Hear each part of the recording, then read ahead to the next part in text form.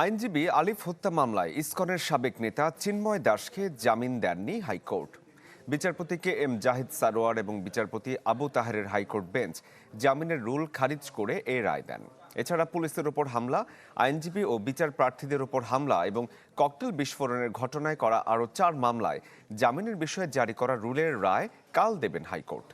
এর আগে গত 7 মে 5 মামলায় চিন্ময় কৃষ্ণ দাসকে কেন জামিন দেয়া হবে না জানতে চেয়ে রুল জারি করেছিলেন হাইকোর্ট। আলিফ হত্যা মামলার সাক্ষ্য গ্রহণ চলমান থাকায় এই মুহূর্তে চিন্ময় দাসকে জামিন দেয়া যাবে না বলে যুক্তি দেয় রাষ্ট্রপক্ষ।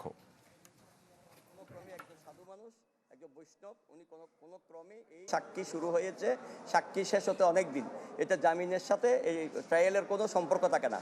ট্রায়াল স্টেজে যেটা হয় সেটা হলো 561 হয়তো এটা গ্রাউন্ড হতে পারে, কিন্তু ওই গ্রাউন্ডটা কিন্তু এখন আসবে না। জামিন যে কোনো সময় হতে পারে।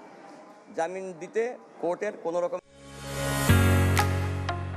ঢালাইয়ের সেরা প্রিমিয়ার সিমেন্ট।